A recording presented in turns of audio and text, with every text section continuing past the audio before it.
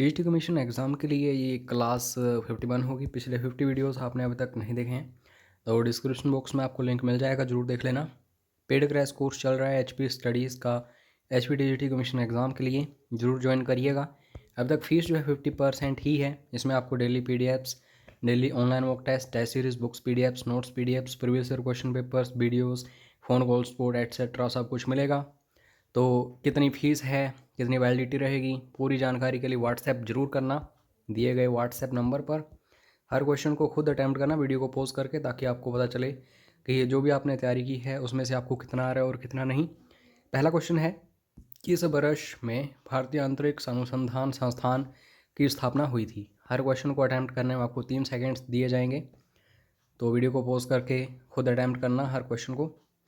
बिल्कुल सही आंसर है दोस्तों इसका 1969। और यहाँ पे सार्क से रिलेटेड क्वेश्चंस भी काफ़ी सारे आपको देखने को मिलते हैं।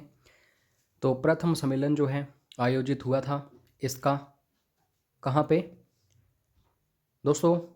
ढाका में। देश पूछा जाए कभी भी तो बांग्लादेश आंसर करना।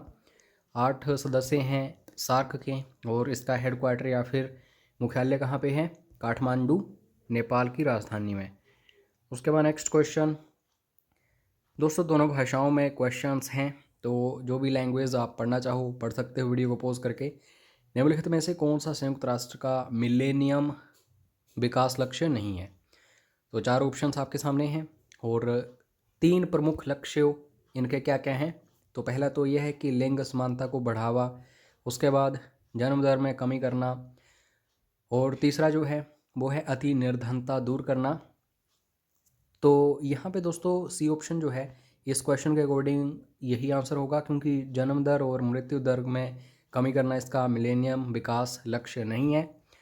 उसके बाद next question, amnesty international is, तो हाल ही में इन्होंने फैसला किया है कि भारत से अपनी ब्रांच को ये हटाएंगे। तो एमनेस्टी इंटरनेशनल जो है दोस्तों, आप कह सकते हैं ये एक ग्लोबल ह्यूमन राइट्स मूवमेंट है, एक वैश्विक मानवाधिकार आंदोलन है। तो सी इज़ राइट आंसर।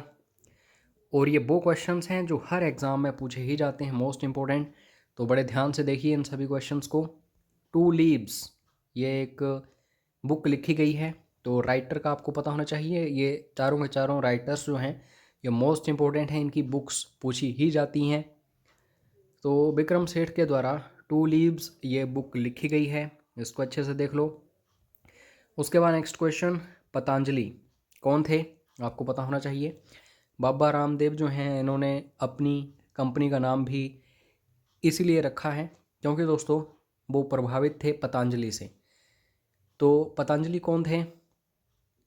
बिल्कुल सही आंसर जो है दोस्तों, यहाँ पे जो सी ऑप्शन आप देख रहे हो, ए फिलोसफर ऑफ द योगाचारा स्कूल, यानी कि योगाचार विद्यालय के दार्शनिक रहे हैं ये। तो यहाँ पे सी इज़ राइट आंसर। खुद को चेक भी करते रहना कि कितने क्वेश्चंस आपके सही हो रहे हैं और कितने गलत। सुरसागर है, तो सुरसागर क्या है? अगर आपने बीए करी हुई है तो आपको बड़ी अच्छी तरह पता होगा इसके बारे में, सुरसागर। तो बिल्कुल सही आंसर है, सूरदास की एक काव्यात्मक कृति है ये सुरसागर। आईआरडीपी मोस्ट इम्पोर्टेंट, इसकी फुल फॉर्म पता नहीं कितनी बार पूछी जा चुकी है एग्ज़ाम्स में। तो यहाँ पे दोस्तों आईआरडीपी जो है इसकी फुल फॉर्म आपको पता होनी चाहिए, और बिल्कुल सही आंसर है इसका ए ऑप्शन जो है इंटीग्रेटेड रूरल डेवलपमेंट प्रोग्राम। इसको आप इंग्लिश में ही पढ़ो तो सही रहेगा, क्योंकि फुल फॉर्म्स जो हैं ये इंग्लिश में ही पढ़नी चाहिए, ना कि हिंदी में। 24 अक्टूबर ऊपर हमने यूएनओ के मिलेनियम गोल्स के बारे में देखा था, तो ओबियसली यूएनओ काफ़ी इंपॉर्टेंट है। यूएनओ की स्थापना जो है दोस्तों बेसिकली 1945 में की गई थी, और एग्जैक्ट डेट आपको पता होनी चाहिए, क्योंकि ये देखो क्वेश्चन यही पूछा गया है कि अक्टूबर 24 इज़ ऑब्जर्व्ड एज, यानी कि अक्टूबर 24 मनाया जाता है। तो ये किस रूप में मनाया जाता है आपको पता होना चाहिए। तो हिंट मैं आपको ऑलरेडी दे चुका हूँ, संयुक्त राष्ट्र दिवस के रूप में मनाया जाता है, क्योंकि 24 अक्टूबर 1945 को स्थापना हुई थी यूएनओ की, भारत भी इसका हिस्सा है। उसके बाद नेक्स्ट क्वेश्चन दोस्तों, first Indian economist who won the Nobel prize बाज। अगर सीधा क्वेश्चन आए कि भारत का कोई ऐसा व्यक्ति जिसने सबसे पहले नोबेल पुरस्कार जीता था, तो ओबियसली आप सभी आंसर करोगे कौन? Rabindranath Tagore ji.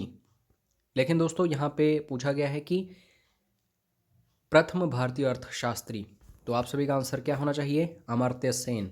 D is right answer. और खेलों से संबंधित एक क्वेश्चन ऐसा पक्का होता है, कोई ना कोई टूर्नामेंट दिया जाता है और पूछा जाता है कि किस खेल से वो संबंधित है। तो राइडर कप जो है इस स्पोर्ट्स से रिलेटेड है। ये चार ऑप्शंस आपके सामने हैं। राइडर कप दोस्तों गोल्फ से संबंधित है। तो इसका मैं आपको ट्रिक बता रहा हूँ, आपको कभी भी नहीं भूलेगा ज़िंदगी में। तो गोल्फ में क्या होता है, एक बॉल होती है और हिट करने के लिए हॉकी की तरह होता है। इस बॉल को इसके साथ हिट करते हैं और काफ़ी दूर ये बॉल जाके गिरती है।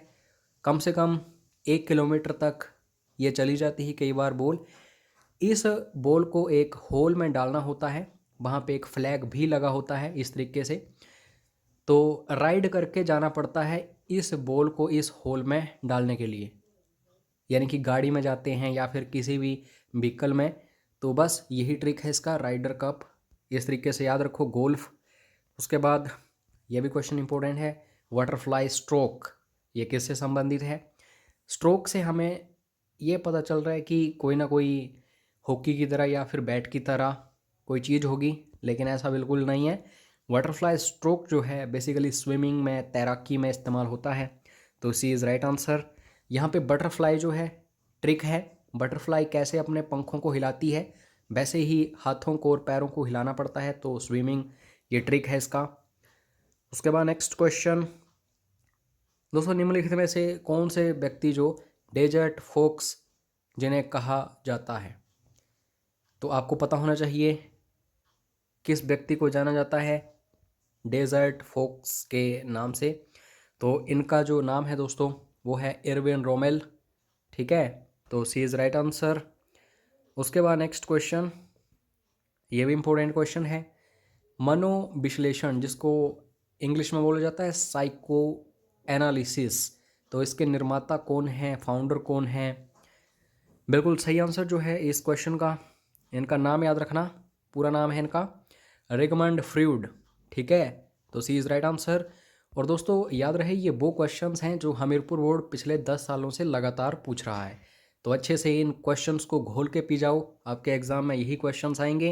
पेड क्रैश कोर्स में आपको ये सारा मटेरियल मिल जाएगा।